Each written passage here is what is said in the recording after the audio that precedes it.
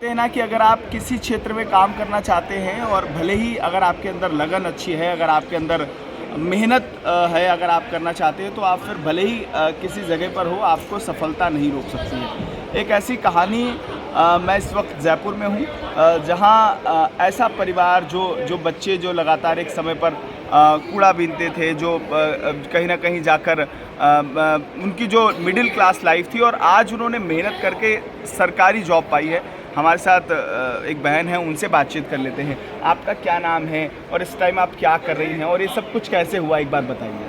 मेरा नाम राधा है और मैं अभी स्टेनोग्राफर हूँ सेशन कोर्ट में।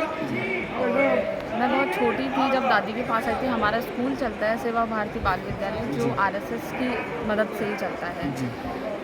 दादी ने स्टार्ट किया था 5 बच्चों से, तो उनमें से मैं भी एक हूँ। मेरी जो फैमिली है वो पुअर क्लास फैमिली है, वो सब्जी का काम करते थे, तो हमारी इतनी स्थिति नहीं थी कि हमको पढ़ा सके हमारे माता पिता। तो एक दिन दादी आई, उन्होंने कहा कि मैं ऐसे ऐसे स्कूल चलाती हूँ गरीब बच्चों का, तो आप इनको भी भेज सकते हैं। तो फिर हम लोगों ने वहाँ से अपनी पढ़ाई स्टार्ट करी और पढ़ते पढ़ते आज 5 बच्चे थे पहले, आज 350 बच्चे हमारे स्कूल में पढ़ते हैं। 350 बच्चे तो पढ़ के चले जाते हैं, उनका कॉपी किताब पेन पेंसिल ड्रेस ये सब कुछ फ्री है।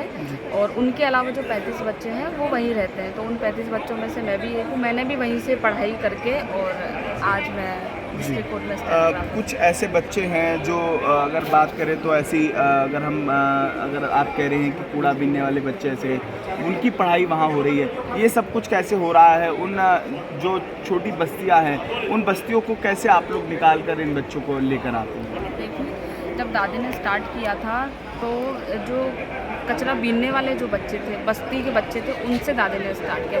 एक भाई साहब थे, धन प्रकाश जी भाई साहब, उनकी प्रेरणा से दादी ने ये स्टार्ट किया था।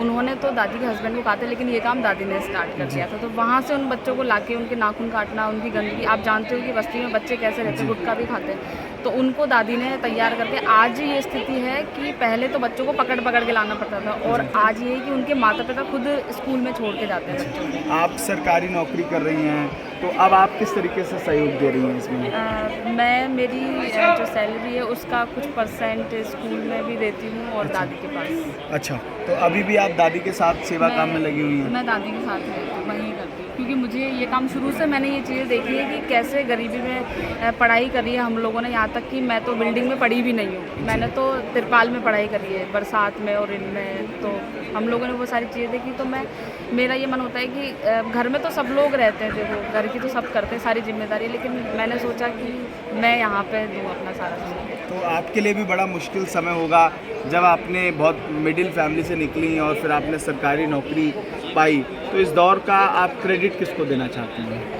मैं सबसे पहला क्रेडिट तो ईश्वर के रूप में जो दादी है उनको देना चाहती हूँ, क्योंकि अगर वो नहीं होती तो शायद हम लोग यहाँ नहीं होते। हो सकता है कि हमारी भी कहीं घर वाले शादी करते थे तो हम भी वही काम करते जो और करते, मतलब हम अलग नहीं हो पाते उनको। आज ये नौकरी आपके पास नहीं होती अगर दादी का सहयोग नहीं होता। बिल्कुल, दादी भी यहीं हैं, हमारे साथ हैं, उनसे हम बातचीत करेंगे और समझने की कोशिश करेंगे कि आखिरकार ये सब कुछ वो कैसे कर पा रही हैं।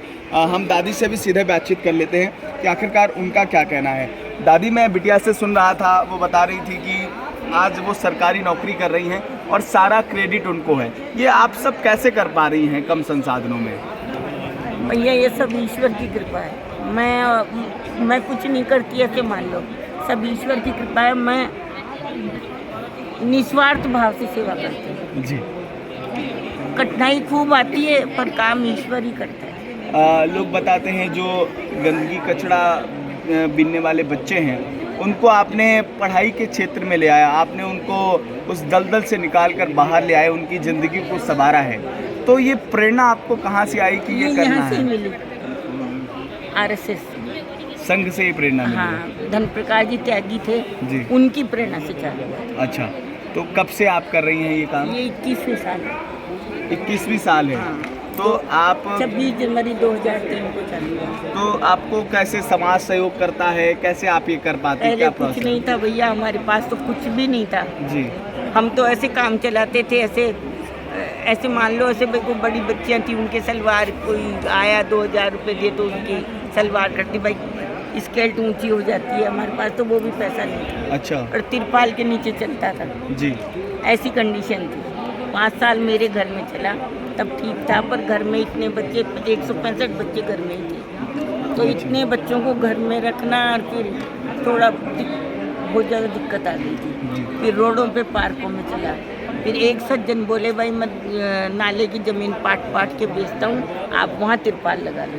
फिर 4.5 साल तक तिरपाल के नीचे चला। एक डॉक्टर साहब आई, पुष्पा जी, उन्होंने ऐसा नीला तिरपाल लगा दिया कि कहीं से भी बारिश नहीं आई।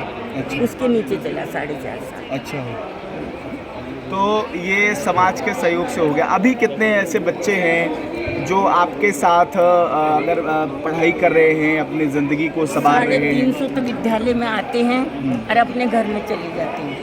उनको निःशुल्क शिक्षा निःशुल्क है, कॉपी किताब, रूल, रबर, ड्रेस, बैग सब निःशुल्क है। अरे 35 मेरे साथ रहते हैं, मैं 35 बच्चों के साथ ही सोती हूँ, उनके साथ ही उठती हूँ, उनके साथ ही। दादी, लोगों को एक बच्चों को संभालना मुश्किल होता है, आप 35 बच्चों को संभाल रही हैं।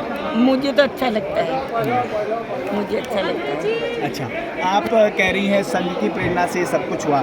आप उन लोगों को क्या मैसेज देना चाहते हैं जो समाज में संसाधनों के अभाव से कुछ नहीं कर पाते हैं? उन लोगों को क्या आप मैसेज देना चाहते हैं? मैं उनको यही मैसेज देना चाहती हूँ कि अब जैसे मेरी उम्र यहाँ 67 है जी, तो मैं चाहती हूँ कि उम्र से कोई फर्क नहीं पड़ता है। घर बैठे मत रहो, कुछ Age न is कुछ just करो like जीवन number. में।